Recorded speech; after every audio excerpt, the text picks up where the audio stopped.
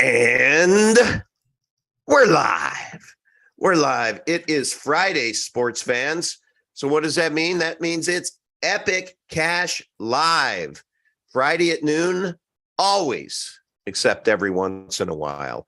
It is Friday, the 16th of September, and happy to have you here. Please smash that like button, hit the notification bell, subscribe to the channel.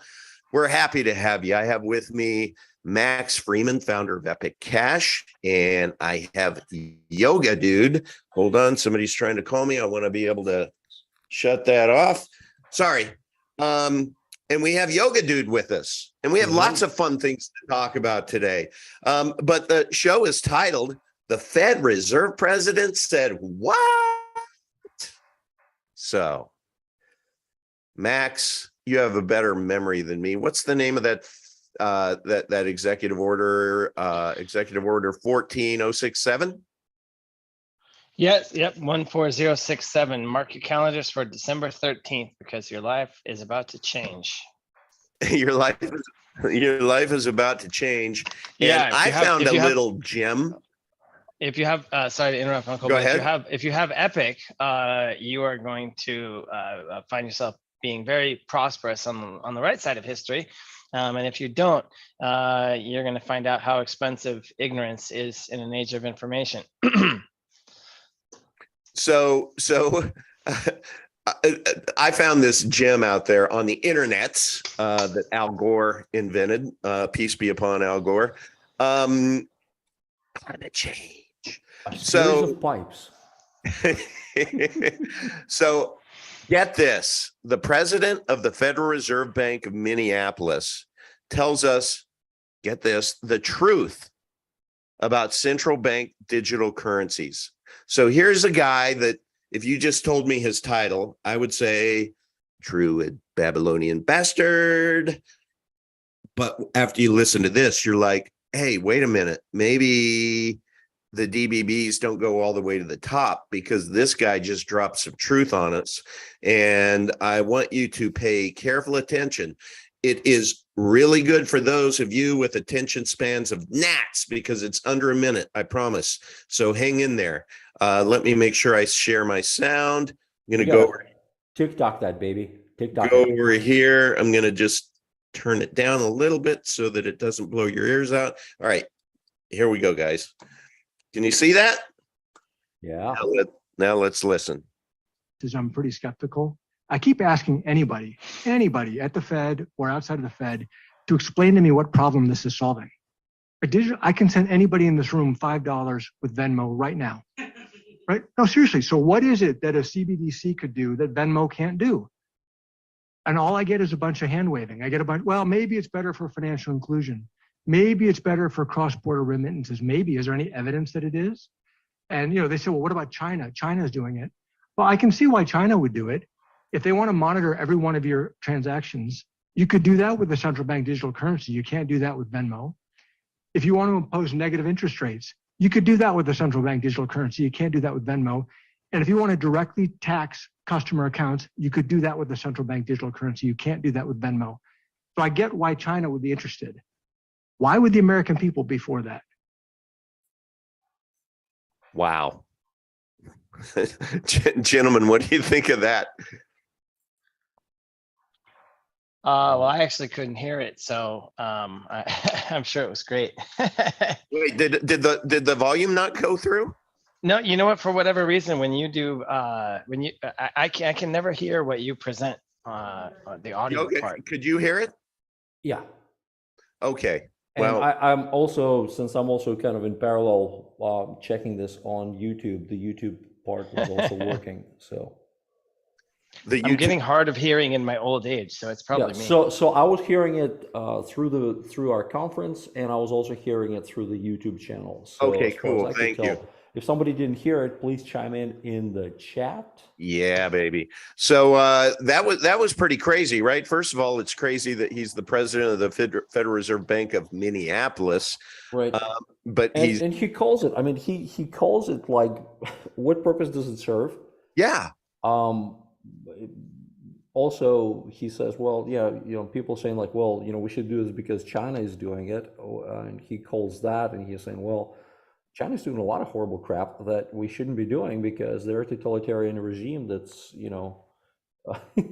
exercising excessive control over their populace, and we're not there yet. So I mean, so he does raise all the valuable, valid points, and to me, it's kind of like, did this guy realize he was on, was this some kind of Right. an inside thing, that he didn't realize that this was going to get, broadcasted? A hot mic moment. It reminds me of when Agustin Carstens went off the reservation, and you could just see Jerome Powell blanch. Agustin, shut up! Somebody throw that man a pork chop to shut him up. These expressions of central bank liability. Well, this executive order is all about a central bank digital currency and implementing it. And whether or not they could deliver it December 13th or not, something's going to happen in December. Let's just war game this out, Max. Before we do, I just want to let everyone know that when you are engaged with a financial intermediary, you are placing your faith and trust in them. We all here watching likely know and love Enrique. He is just an amazingly talented community member. And he shared with a group of us this week. I'm going to read it. My wife went to the bank today, top regional bank, to withdraw her private pension because we have to do some remodeling, and I do not want to touch my Epic for this. Smart man. While requesting the withdrawal, they told her that 1.6 of her principal can't be returned because one of the bank's investments defaulted on some payments, and they had to deduct this amount from all accounts. They did not notify her about this via email or a letter. The balance on her statement just changed. They told her that if she wanted the bank to repay her 1.6%, she had to file some paperwork that takes about 6 to 12 months to process and had to leave her pension fund open. So this is essentially a 1.6 bail-in. So, Max, I know that you had a friend this week. Would you mind telling the story about how you went from a conversation of CBDCs, this executive order, educating him, and his light bulb going off saying, holy shit, I got to be able to get Epic Cash. Yeah. So he is not very financially savvy guy. Never did stocks or anything like that, but has a good business head on his shoulders. He runs a services business, coaching, and YouTube and stuff like that. So he has a paid off house, a paid off car. He's in a comfortable financial position, and as he gets to the retirement years, he thought, okay, well, I'm going to just accumulate this safe full of paper cash. I don't trust the banks. I want to be able to spend it. It's always good to have more liquidity. So his savings plan was to accumulate wealth in his personal control that he could touch, that he could see, that he could go spend. And when I told him this was a number of weeks ago, and I just planted the seed. Hey, buddy, how you doing? Oh, by the way, you should check this out. I know you're not really focused on the money thing, but this is going to affect you one way or another. You can choose to ignore reality as long as you want, but you can't ignore the consequences of ignoring reality. And we're kind of at that point. So I got a call later that night. It was midnight local time out on the East Coast. And he was just like, oh, I've been spending hours researching that. I'm terrified. I don't know what's going to happen to my money. I have these crypto coins that I bought on a whim back before, when I had some money come in. I have these 2 BTC. What do I even do with them? So I was jumping him through the hoops. That big green candle the other day. I asked him, do you want to just put the order in and leave it on the bid? No, I want to buy it all right now. Okay, just click that button. Okay, now welcome to the boat. You have a bunch of coins. So short term seems like, he overpaid, which, what he didn't really care about. But long term, I think his swift action will likely be rewarded. I'm very confident of that. And he said, okay, well, this is great. If the CD-ROM from 2009, where there's 50 million of them, is 20 grand a piece. And I've got now tens of thousands of these things that could go much more because they're much more rare and more useful. I understand they're upgradable Blu-ray and all that. He was digging into the Freeman University and Freeman Resources and all the good content we have out there. And he was just blown away. He's like, what do I do next? Because I have all this cash. But I read online, if I go to the bank, they're going to file a suspicious activity report on me. Like I'm some kind of drug dealer or something. I'm in a small town. Like I can just imagine the dirty looks I'm going to get. Am I going to end up on some list?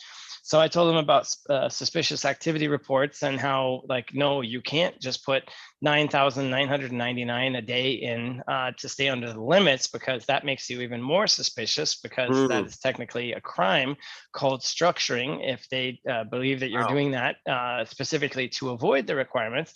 Yeah, like people that have convenience stores, as an example, small neighborhood bodegas, they deposit their cash in the bank every day from the receipt. And then years later, oh, we're going to come take all your money, civil asset forfeiture. These are the proceeds of crime. Yeah, it happened to me. I lost over 400 grand that way. And, you win, but you don't get your money back. You just get a valuable experience in the just us rather than just is system. And so where we left it was I sent him a bunch of links to Bitcoin ATMs. He's going to pay a punishing premium, but he can get the physical cash into the system and get it turned around quick enough, because when he went to one of his accounts, I think it was crypto.com, he's like, wait a minute, you're holding my money for how long? Right. I have this withdrawal thing, and then I have to 2FA, and then I have to check customer service, and then I have to whitelist my address. Like these delaying tactics, all of existing finance is about putting up barriers and inserting friction. A bankster friend of mine told me years ago, son, where there's friction, there's value in this business.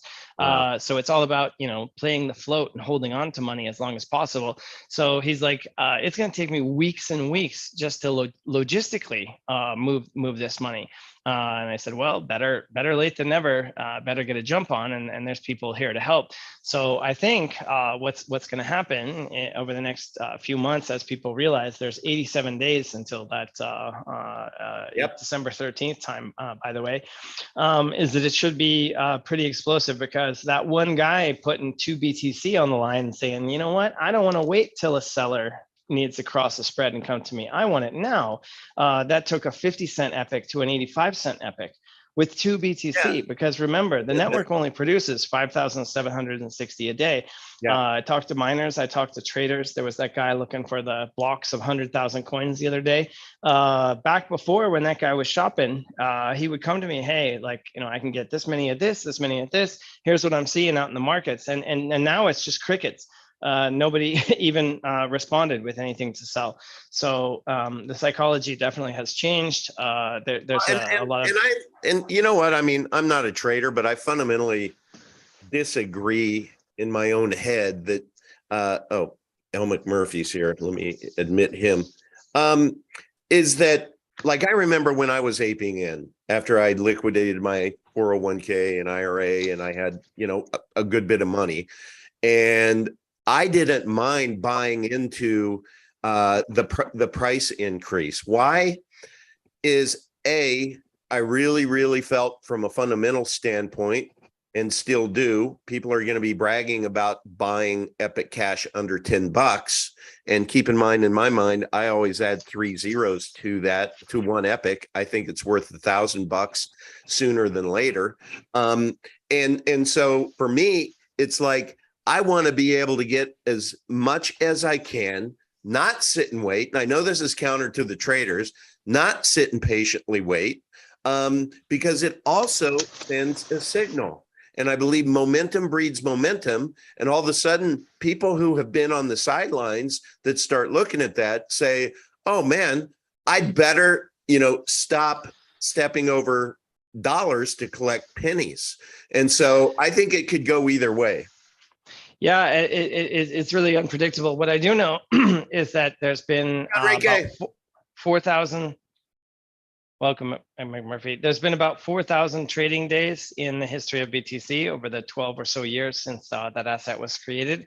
Yeah. And if you look at the overall return from $0 to $20,000 ish, if you said, I'm going to be an active trader and I'm going to sit on the sidelines, and then when my chicken bones and drawing lines on the chart tells me it's time to zig and outfox the other traders, I'm going to hop in. Like, if you think you're smart enough to outfox the other traders, and you are out on the 10 most profitable upside green days when it violently rips up, you miss out on 90-something% of the return. So if you had held from 0 to today and tried to trade, if you missed 10 out of 100 days, instead of 20,000, you would have like 200.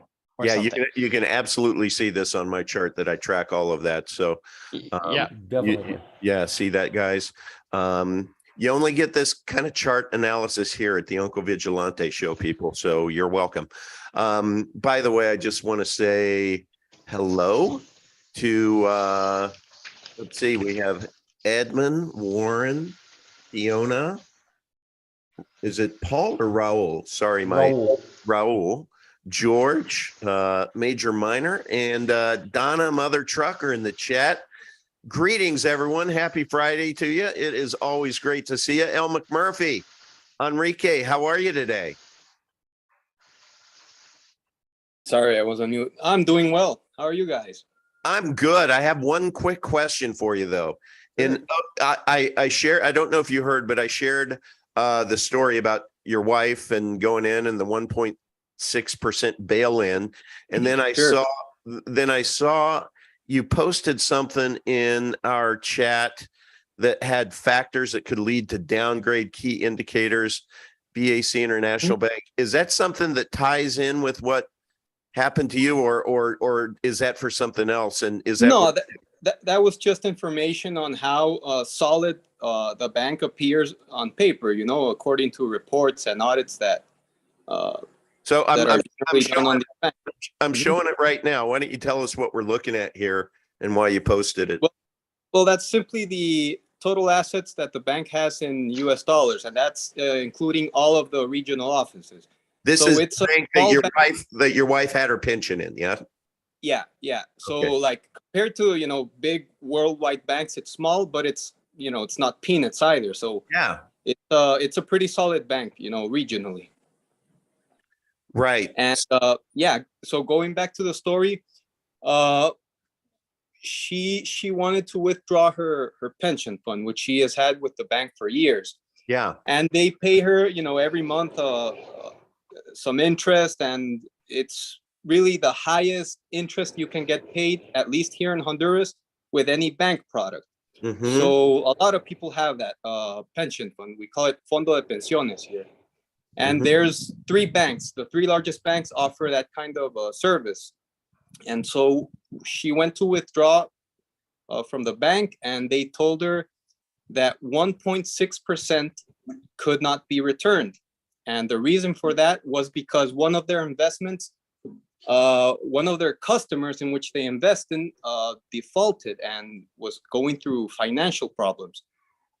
So that seemed kind of odd, when she called me at the moment and told me that, I was like, okay, get that money out. And don't leave it there, because the other option they had given her was in order to get that 1.6% back, she would have to file some paperwork that takes around half a year to a year to process. And there's no guarantees. And you had to leave the pension fund open. So, and like on paper, like technically it's just a negative yield, but essentially it is a bail-in, because you're taking money from customers because you did some bad investments. And what's to say that the same person who made that single bad investment wasn't on a roll, and that there are 9 additional investments that have yet to be the other, shoe to drop? Yeah, I mean, I don't look at it as as one investment that went bad. To me, like this is more like a systemic risk. Yes. You know, it's not one bad decision. It's risk all over the place, in my Of a opinion. third party intermediary having your money to where you have to have permission to be able to get it out, right? Yeah, exactly. And you don't get it right away. It takes like 5 business days. So, you know, there a lot can happen during that time. Right. Right. Yeah. Wow. And you know, it's rare, you know, like at least since I've been involved in finance, locally I've never seen a negative yield on a pension fund. So, you know, Wow. it's interesting, something to keep our eyes on. Enrique, are you aware after the bail-ins in Cyprus in 2013 that became law in the entire G20? I assume those Yep. laws are on the books in Honduras as well. Yeah, I'd have to check the law. I'm not sure, but since this is a pension fund, it's basically a contract that you sign with the bank that they can invest your money, and if they lose, then you know there's absolutely heads we win, tails you lose. Yeah, more things change, the more they stay the same. And with savings account, you get an insurance, but it only covers you up to like I think it's $13,000 or $15,000. So Wow. if you have more than that, you're really screwed. Well, but no, you're really screwed because most of these plans do not have the assets that would be required if they were non-governmental to back those. In the case of the United States FDIC, the accounts are insured up to 250K, but if a bad thing actually happened, the amount of actual cash to back up the 250K is I think under $1,000 per, something like that. So, you know, essentially all roads lead to currency devaluation. It has been abundantly clear for a long time what is going to happen here. And we've been screaming from the rooftops as much as we can for years. And nobody really cares, but you've got 87 days until you can't really ignore it anymore. So we're really going to see, you know, the benefits or costs of foresight or lack of foresight. And look, everyone watching, this is not a channel of investment advice, but we do keep you in the loop. And this is a very real concern that we have. And so if you are one who has, you know, a lot of cash that you have in your home safe or whatever, you just may want to reconsider the strategy and just think about, first of all, you know, it's like a melting ice cube. It's losing purchasing power every single day of the year. And but more than that, it's like you have to war game this stuff out, guys. What if they do? It's not the first time. Correct me if I'm wrong, Max, Yoga, Enrique, but there have been times to where countries have mandated or made edicts that they're not going to accept certain tender, right? Whether it's yeah, so in India, within the past year or two, I can't recall exactly, but it's within that range. They demonetized the higher denomination bills. I think it was 2,000 rupees and above. It was a largely cash-based society. A lot of times rural places don't even have banks. So physical banknotes were really a useful payment tech. And so overnight, people that had, like my friend with the cash in the safe, that they accumulated over years, overnight that becomes valueless. And so it's really insidious and kind of subtle. So the way it worked in India is they said, hey, those old yellow bills, those are no good. Why? Because there's too many counterfeiters from, you know, some other place. That we got to solve this counterfeiting problem. So come in and exchange your old 2,000 rupee notes for yellow ones for purple ones. I don't know the colors, but you know, imagine whatever it is. So you have such and such amount of time to do that. 30 days, 60 days, 90 days, 180 days, whatever it is. So if you smoke them, if you got them, use it or lose it. If you don't do that, then you're out. So right there, you have a cost imposed as far as action that you didn't have to do, now you do. But it gets worse because they said only X amount of value per person.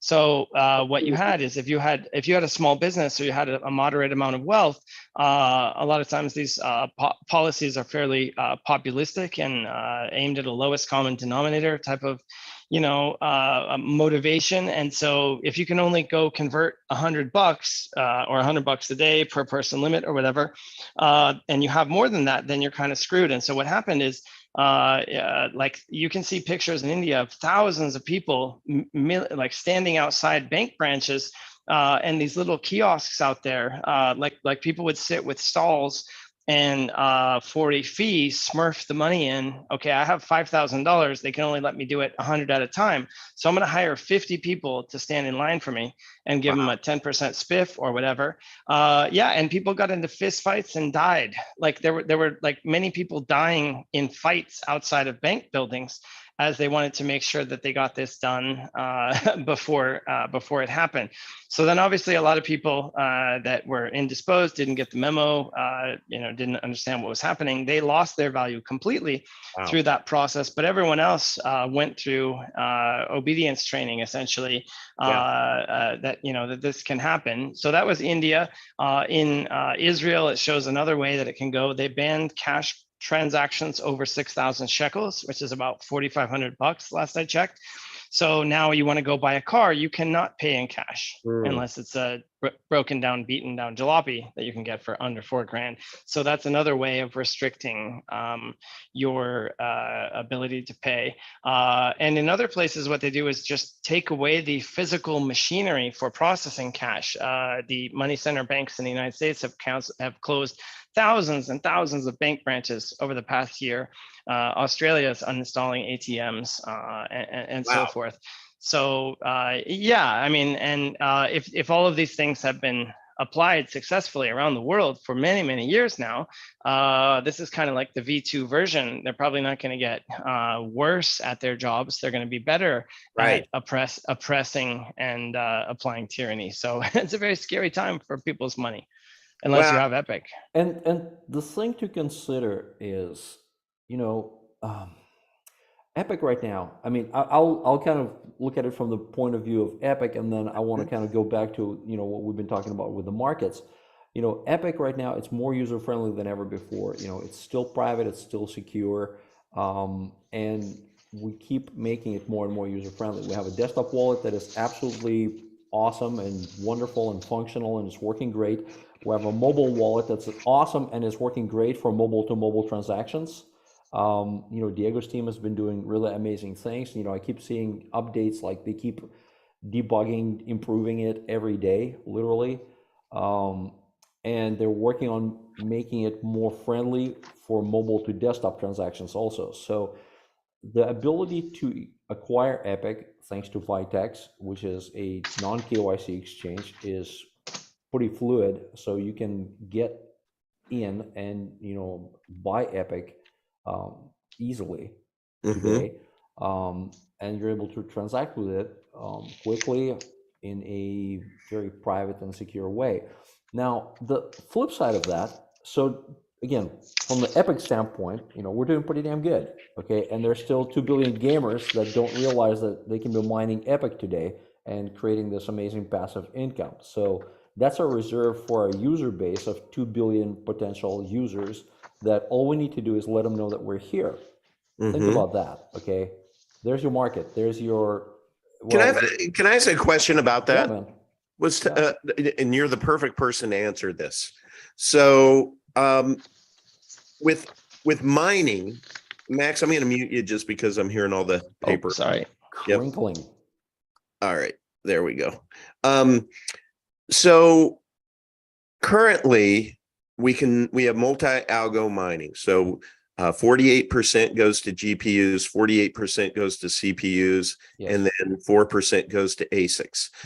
So my question is, when we do open it up to mobile mining, and Todd Lewis shared on Friday, whenever I think Wednesday, that actually people will be able to mine using the same algorithm or whatever. RandomX for ARM. So they'll be competing against the other miners on the CPU. But they're going to get their clocks cleaned, aren't they? Wouldn't it be better if we carved out a percentage from the you know, the 4%, 48%, 48% to be able to at least give these mobile phones a fighting chance? Because otherwise they're going to be profitable. So this is kind of a two-stage thing. I mean, first thing is the ability for people with mobile phones to compete within a pool. Yeah, they'll be able to essentially get very tiny fractions of Epic. Okay, we are looking at other algos that are mobile specific that would allow people to mine using their phones in a separate share, just like you said. And this is where the beauty of Epic comes in. It's exactly as you described. For this is purpose, we would be able to carve out a piece, you know, from the CPU, from the GPU, or we can dump Cuckoo, you know, which is the ASIC / CPU GPU hybrid. So we can repartition and create a separate sandbox of value just for mobile miners. Absolutely. See, and also, sorry to interrupt, but also Epic is not the only chain that people can mine. We have ECK coming. So we can put a thumb on the scale and incentivize participation in that. Yeah, so I was actually working within the past couple of days. Spencer has it on his deck, so there will be something to show soon. What the roadmap looks like. When we shipped V3, we immediately started working on or E3. We immediately started working on E4. So we've got it all planned out. Versions 4, 5, and 6. What algorithms come in when, different trade-offs we should probably make, you know, years ahead of time in case now, so we can have those discussions. But basically, each part of the cow, you know, you can make leather, you can get milk and meat from it. Nothing goes to waste. And so whatever computational resource, be it CPU, GPU, TPU, storage, we haven't thought about how to monetize bandwidth yet, but I'm sure we'll get there. Basically, it's about creating passive income for people that already have that type of hardware. Because if you say, the existing basis of cryptocurrency mining is fundamentally not that sustainable because it relies on people buying dedicated gear to support it. And the ROI that comes off of that network security budget needs to fund that entire, you know, not just the device, but the whole CapEx cycle behind it. You got to keep up with the Joneses on 3nm chips and replace every year, or else the game goes on without you. And here, especially as Ecliptic comes in and makes this possible for organizations that have different security concerns that are really on the sidelines completely today for crypto mining. It takes it from okay, there's this large farm in Kazakhstan or Texas with a warehouse full of ASIC miners doing nothing except making a lot of noise and generating heat, to a distributed network rather than a decentralized one, where 2 billion gamers that bought their cards not to cryptocurrency mine, but because they want to play games, those things are doing nothing overnight. And so if I'm a gamer and I have the equipment and I'm not playing games while I'm sleeping, especially if I'm living in a dorm or an apartment or have some situation where the utilities are bundled or I have solar, then it becomes a pure passive income. And so that really changes the economics and the sustainability of our network versus others. That's awesome. And so if I can kind of round off my thoughts on this. So look, we're looking at all these markets. We're looking at these untapped markets, okay? And we have the 2 billion gamers. And this is something that we have a solution for them today, right now, like right this very freaking minute. Okay, people can plug in and they can mine. Now, keep in mind, Max mentioned that they have these graphic cards in there, but they also have to play video games. You have to have really powerful CPU. Now, mining right now, with all those Ethereum miners, all of that GPU mining becoming unemployed, shall we say, all of that massive amount of GPU mining is going to get pointed at all these other different cryptos, okay? So the difficulty is going to go through the roof, okay, including for Epic, including for everybody, okay, who is mining on GPU only. where gamers are uniquely positioned is, so the people who are running dedicated GPU miners are going to be fighting over fixed amount, let's say, of crypto, of GPU mineable crypto. But where gamers still have an edge is, in addition to a really kick-ass video card, they also have a really kick-ass processor.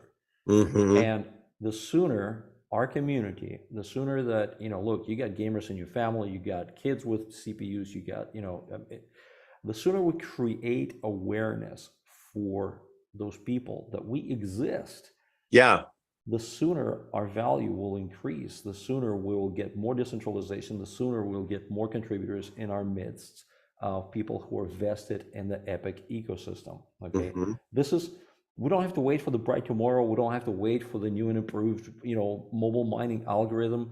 Shit, I mean, we have this. Okay, like right now, every second we're not capitalizing on it, we're squandering those opportunities. Okay, so what I'm saying is, everybody here and everybody, in our community needs to really understand these are the people that are there. These are turnkey customers. Just tap them on the shoulder and say, hey man, why aren't you earning money, mining Epic? And we have a compelling proposition. Then you look at the next market, you look at the phone market, mobile phone market, and we're working on a viable solution, not just a concept like, hey, you can hash the network and earn pennies.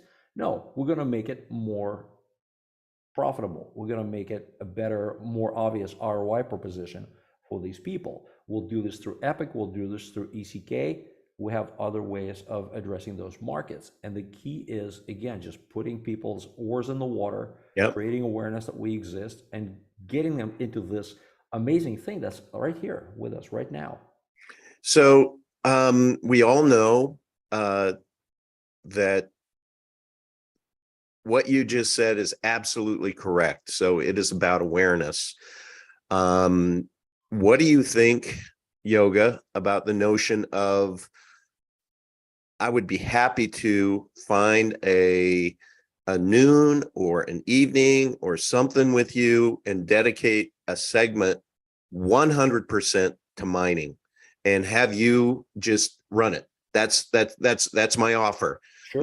My recommendation would be, maybe you start a YouTube channel, or somebody in the community who's a real mining, who's very mining proficient, good communicator, and be able to just, hammer that. And then I would promote the crap out of it on my channel, but we might take baby steps and maybe dedicate a segment a week on my channel. But I think that, let's give people a place to send others to come learn about it. And let's know what? I like it. And here's kind of my butt that I'll throw in there. Okay. I like the idea a lot, but a lot of people, just especially gamers, especially young generation who are into TikTok, who will not dedicate an hour or 5 hours into this. Okay. What I'm going to do is do a maybe 5-10 minute piece on how easy it is. Here's your gaming rig. How easy it is to configure it. To mine Epic. Yep. Boom. That's it. And great. And we can launch this little Instructable, and I would appreciate, of course, your help promoting it. Absolutely. And just because the thing that kills me is how stupid simple it is to get it going. Right. It's not like, like when I was starting with Bitcoin or with Monero or with Ethereum, it used to be complicated. And now it's really not. We have these mining pools, like Pool Boy's mining pool, that eliminate a lot of the guesswork. You don't even need to synchronize the freaking blockchain. We have a wallet that doesn't require you to synchronize the blockchain, and mining to a pool doesn't require you to run server. So you can get rolling literally within 5 minutes. And you can, in the meantime, while you're rolling, your blockchain could be synchronizing. And if you decide to solo mine later and not through a mining pool, well, you can do it like in a day or 2 or 3. But in the meantime, if you want to really mine, like right now, it takes 5 minutes to get set up. So That's amazing. I'll do a quick and dirty instructable. That would be great. And then we could launch that Instructable on this channel. And then also, Izzy, if you're out there, or let me position this differently. Any of you out there who are watching this who are TikTokers, if you would please go to t.me/epic cash and just ask for Izzy's TikTok. I'm not a TikToker, but ask for his TikTok address or whatever they call it over there. He listed it out there. Yeah. His channel. Yeah. And then I can drop a link here. I just don't have it handy now. But please go support him, because he is really, really close to hitting that benchmark of, I think it's like 1,000 subscribers or something, to where then he can be interactive. He can live stream. And so let's try to help Izzy do that. And t.me/epic cash is a great place to go for any reason, to try to learn anything about Epic Cash. We'll point you in the right direction. But let's help Izzy spread the gospel according to Epic through TikTok. I really love that he took the initiative to just, get that going. Absolutely. And Uncle and Max and Enrique, one thing that I kind of see also that's happening, and this is changing tracks back to the kind of the economics and the CBDCs and everything. The dangerous play, and I'm not being paranoid because I think that the writing is on the wall here. The dangerous play that we're seeing is there's this very deliberate FUD that's whipping the markets. Okay. Yeah. It's whipping people into this frenzy, okay, to drive people out of the markets. Okay. We've seen this before, guys. Okay. We've seen this so many freaking times, right? In the last 20, 30 years that I've been really following the market. Same playbook. Okay? They're pushing people out of the market, out of crypto. And now that there's crypto, they're flooding people out of crypto. They're flooding people, out of everything into what? Into the US dollar. Yes. Or into whatever the local fiat is, right? That's right. And a lot of people, the thinking is, oh yeah, I'm going to, take my stash and I'm going to put it in the mattress, right? Because I don't trust the banks. I'm going to put it all in the mattress. Right. Well, hey, guess what? So in UK in December, like, you're not going to be able to use the 20 pound or the, the 50 pound, see, money. There you go. So your money in the mattress just gone to crap. Okay. And then if you're holding it in the bank, well, then we already know about the bail-ins and this and that, right? And then with the CBDCs coming in, so you end up between this, like the rock and a hard place, between the limit to physical cash and the use of CBDCs. And they got you, unless you're diversified into crypto. Unless Max Freeman, why don't you tell us about Freeman Express? Oh, baby, let's do it. Yeah, so if you have Freeman Express, you will be able to get a card, credit card, spend in stores using your Epic balance as security for an equity-based line of credit. Settle up later. You can issue yourself a debit card, virtual, online only, one-time use, or physical. You can have it reloadable, non-reloadable. So if you have value in the Epic system and want to spend it out in the Beast system, you will be able to do that. Freeman Express is the last mile connection.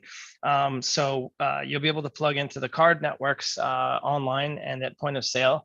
For people to get value into the system, that's where the gift cards come in, those ones down at the right.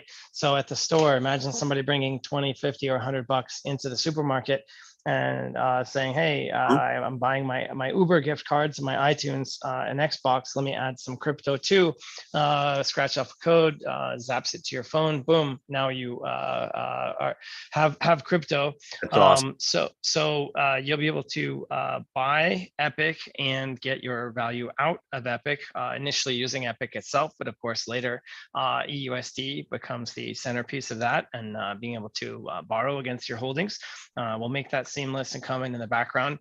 So you'll be able to make fiat payments from the Australian dollar, Canadian dollar, Colombian peso, Swiss franc, Chinese yuan, euro, British pound, Hong Kong dollar, Japanese yen, Norwegian krone, New Zealand dollar, Swedish krona, Thai baht, and Vietnamese dong.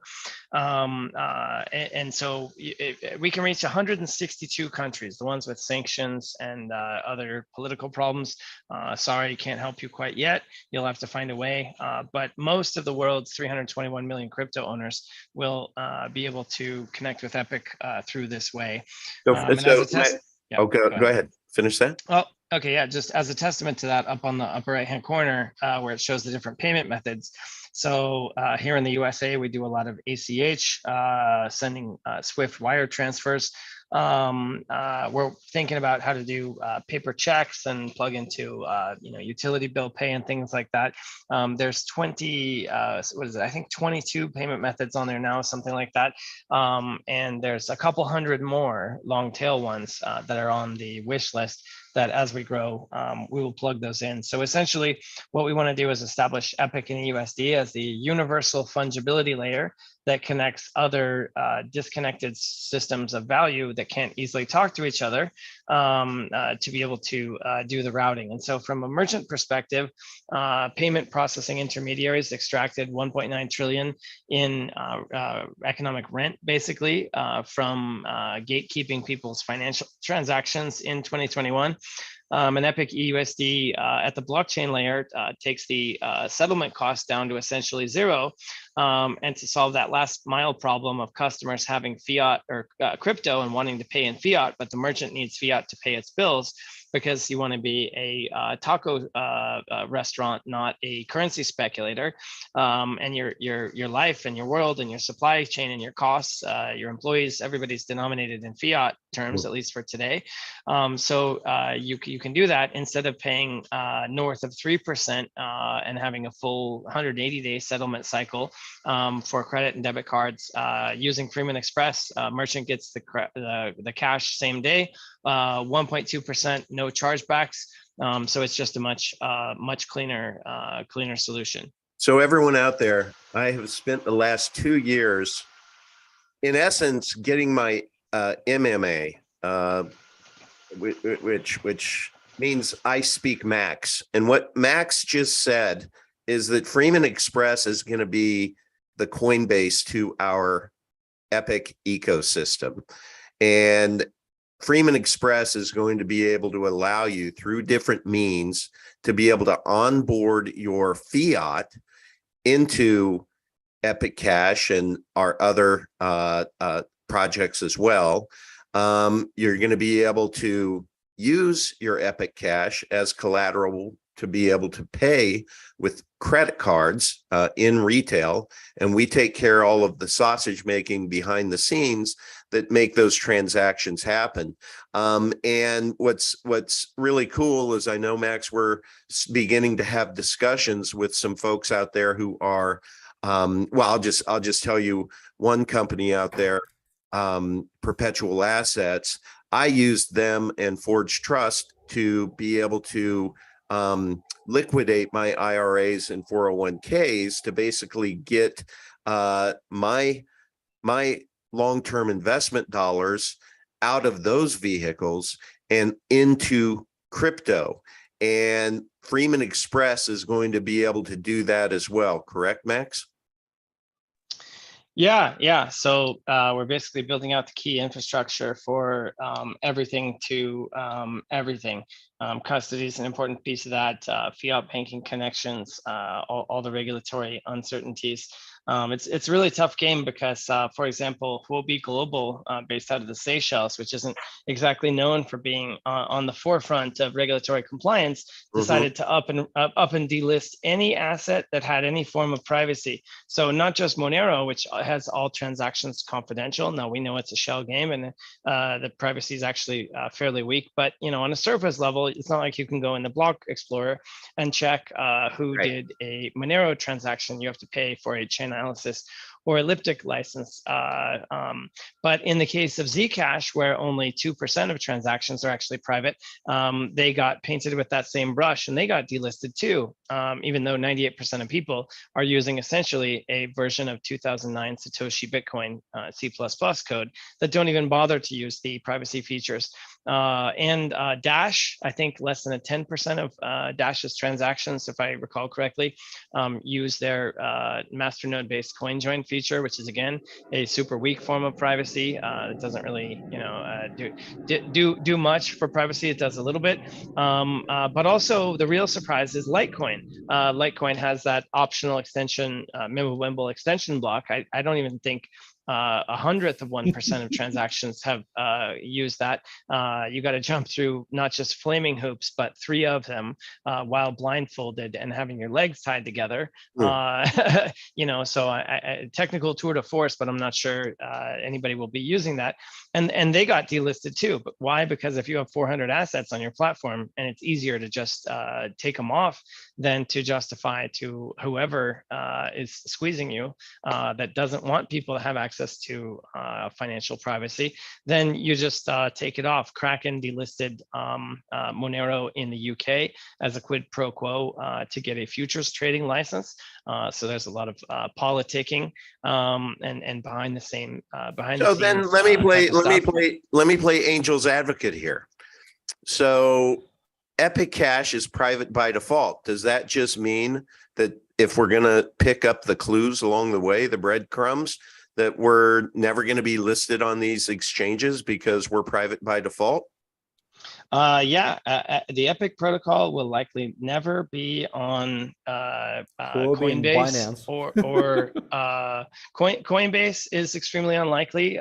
Crypto.com is extremely unlikely. Why? Because these companies have written into their corporate policies at the board level, the charter, agreements with regulators, whoever, like they basically just said, these are the rules of our road, and it may be legal to offer these, but business-wise, we've decided we don't want that business here, so take it elsewhere. And so it just kind of dries up. So while Epic itself will never be on those platforms, thankfully, we have E1 coming. By wrapping your Epic coins using the EXBR Epicenter Crossbridge connection, you'll be able to wrap your Epic coins into an E1 token in the standard ERC20 format. And then as it rides around on Avalanche or Binance Smart Chain or Ethereum or Phantom or Moonriver, Polkadot, Solana, ultimately we hope to cover all of them. You're essentially opting into all of that surveillance infrastructure. And in so doing, it's not that they care about that somebody has access to privacy down the road if they unwrap it. What they care about is being able to surveil it within the confines of their walls. And do their reporting and meet their business needs and so on. So it's a creative solution to square the circle. Okay. So that's what we're working on, everyone, daily, on getting the funding to be able to make all of this happen. And there's a lot of really, really exciting things happening on that front. So we'll leave that there. All right, so it's 12:56, gentlemen. Anything else on your mind that you want to chat about before we say sayonara? As always, call for volunteers. Also, we should do a shout out to people that are leading with their chin rather than their handout. So Raman, we see you. Thank you for your efforts to localize content into Indian languages. So thank you. This is really the time to get involved. We're getting really close to releasing ECR. ECK will be hot on the heels beyond that. We're really cooking with gas. There's 39 separate tech tracks, 51 separate marketing tracks, 8 biz dev tracks, infrastructure overhead. We are really about to take the Formula One car out of the paddock and go racing. And so what we plan to do is we are serious about being a meritocracy and proof of contribution. So as we decide who gets what in these new assets, wouldn't it be great if you're out there contributing and positioning yourself to show know that, you know, through your activity, you deserve to be rewarded. So without making any specific promises, let's just say that, you know, good things come to those who work. You're being surveilled based on your yeah, exactly. seriously, it's like I love all of the many man, there's a lot of people who lead with their chin versus their hand out. Not so fond of those who do the opposite. But those who do lean in, put that yoga oar in the water, get it wet, you know, you are seen. It's really becoming self-evident who the team is, our bench strength is amazing. And as some of these additional assets come out, and it's going to be those who are proving themselves right now who are going to benefit most.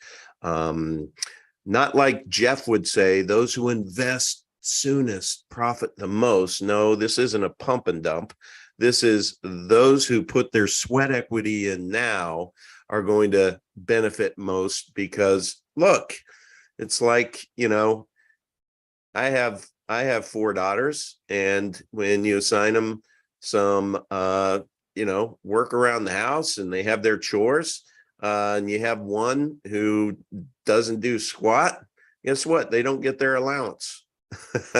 and the ones who do, who kind of over deliver, yeah, that'll slip her a little something, you know. Well, yeah, and look, the beautiful thing about meritocracy is that there's no dad, there's no, you know, you do it for yourself. Yeah, right? that's So you true. either do it or you don't do it, and if you do it, you get it. If you don't, you don't. So it's about as straightforward as it gets. We have a very generous community. We have multiple, you know, ways to reward people. You know, we have Epic Fund Me. We have, or just straight up visibility. You know, we have a tip bot. People that put their oar in the water, as Uncle put it, get it wet. I think that's going to be my new T-shirt slogan. It's just going to say "Get it wet."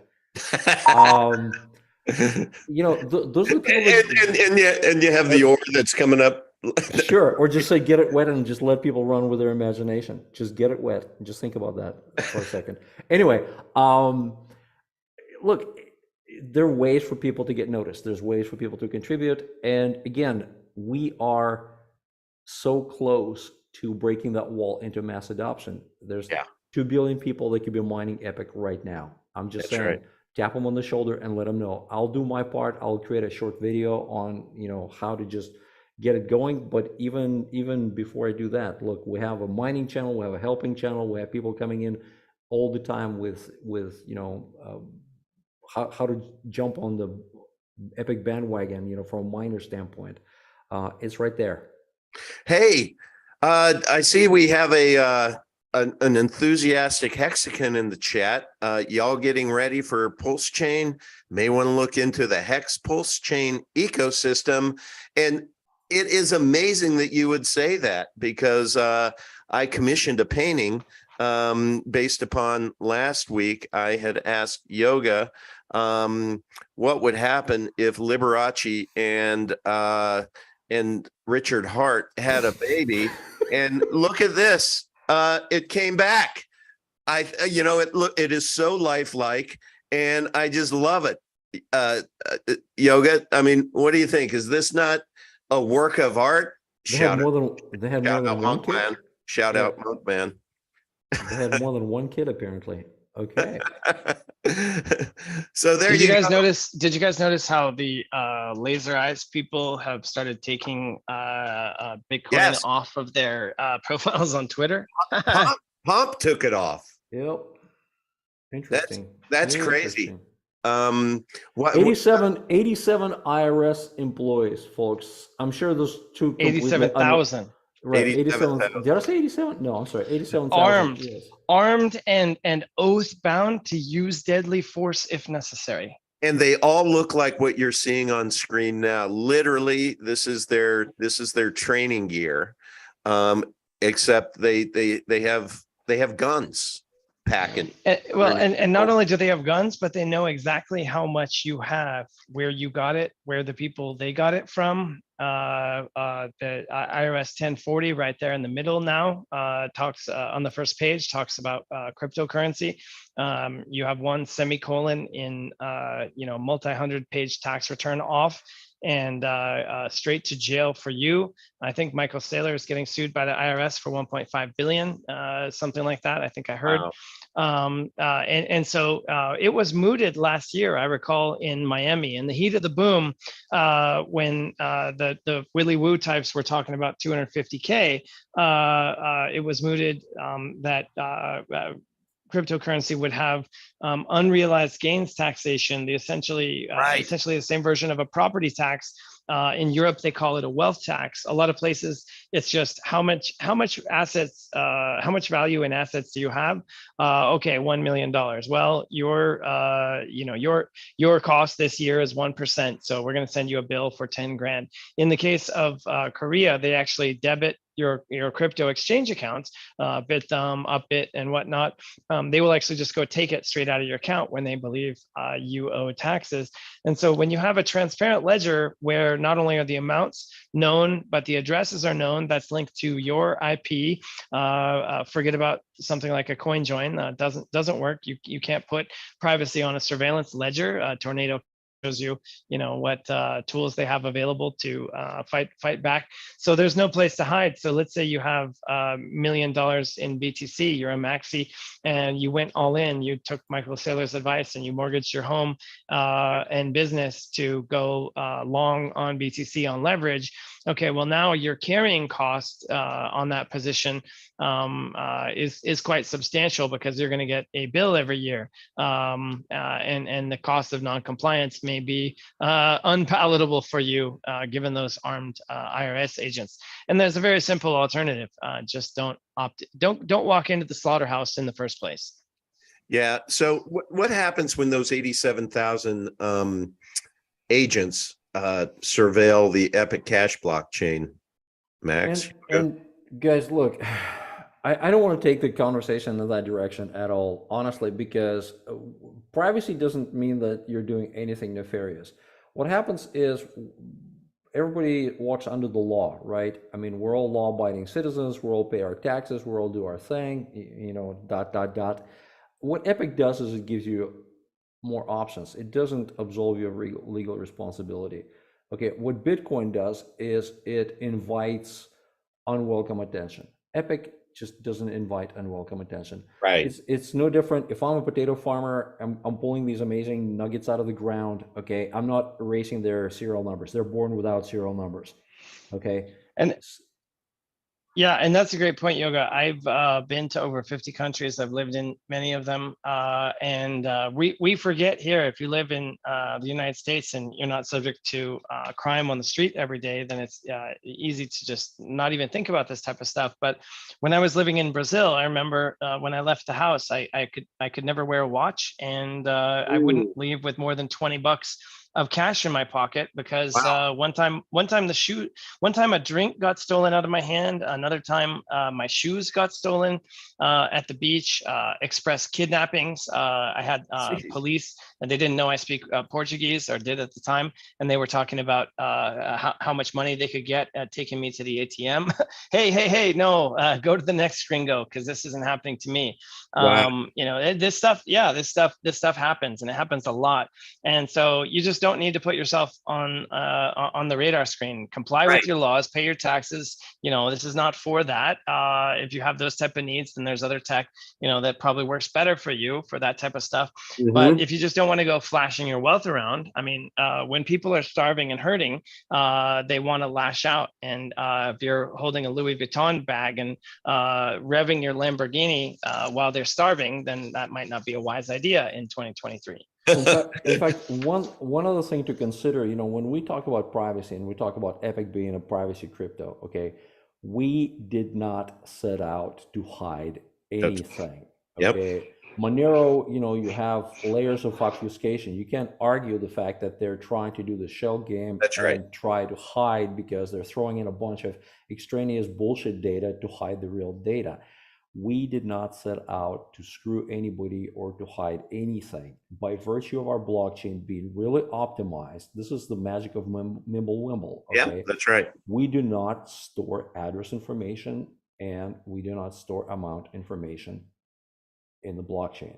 That's Or it. We're not trying to hide. Yep. Just like potatoes come out of the ground without serial numbers. Okay, potato farmers, you take my word on it for it. Okay, they do not meticulously remove serial numbers from their potatoes. They're not. Nobody's filing down potatoes. Okay, same thing. Epic comes out of the ground, without a serial number. Mm-hmm. Yep. That's it. That's, to me, that's the purest.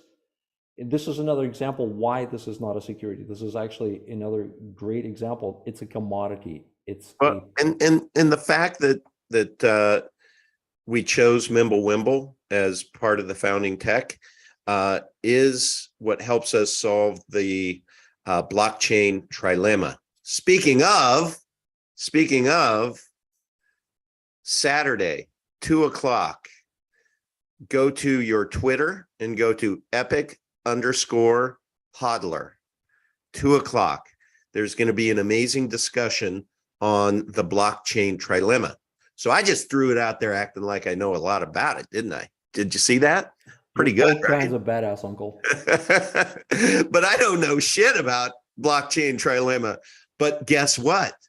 By Tuesday at 3 p.m., I'm going to be a lot smarter because I am absolutely going to listen to that this Saturday.